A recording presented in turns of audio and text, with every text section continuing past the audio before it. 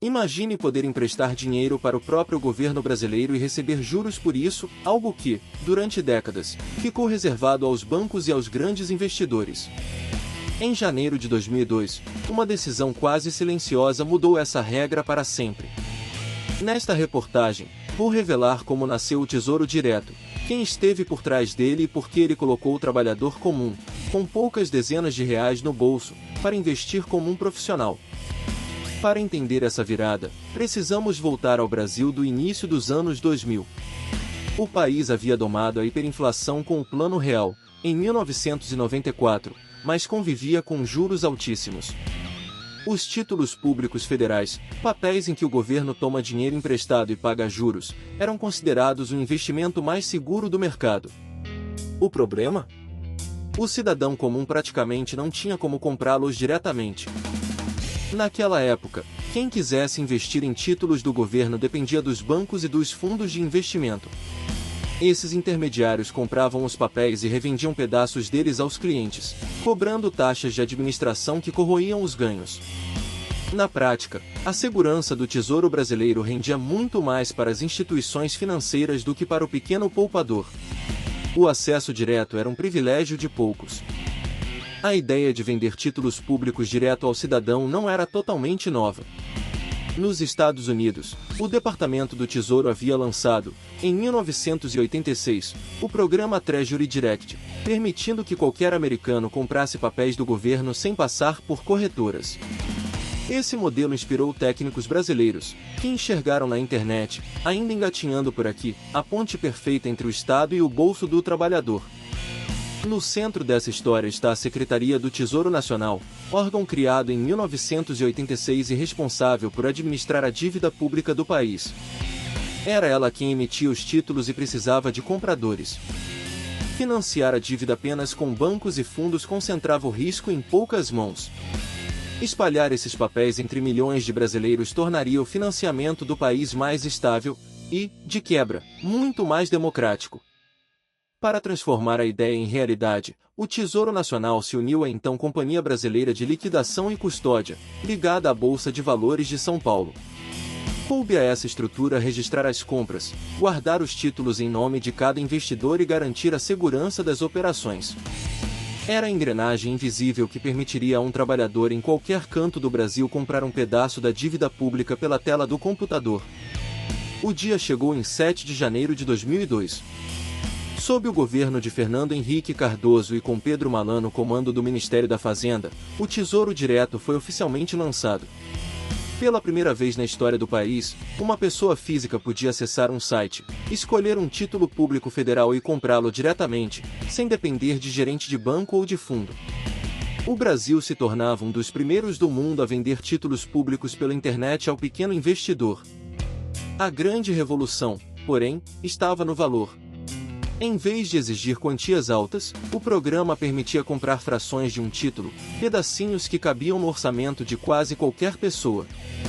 Com poucas dezenas de reais, o equivalente hoje a cerca de R$ 30, um estudante, um professor ou um pedreiro podiam começar a investir.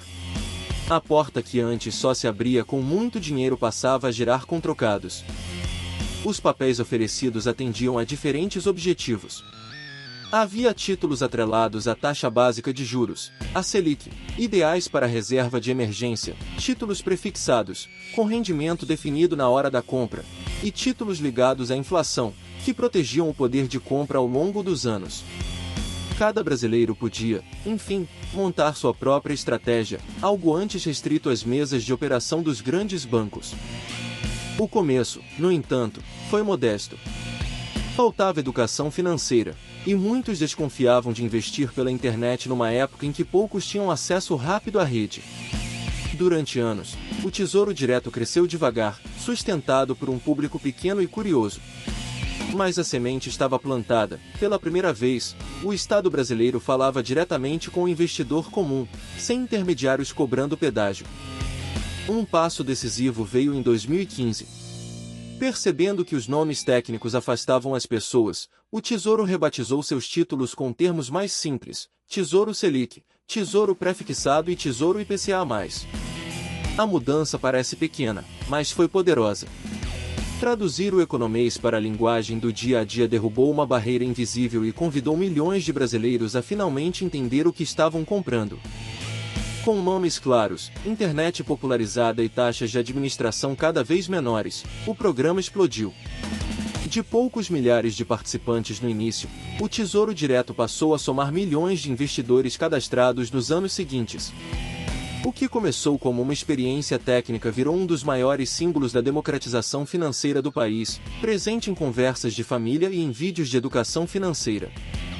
E aqui está o efeito mais profundo. Ao dar acesso direto aos títulos, o Tesouro Direto expôs quantos intermediários cobravam, e pressionou o mercado inteiro. De repente, o pequeno investidor tinha um parâmetro. Se o governo pagava determinado juro, por que aceitar menos num produto bancário mais caro?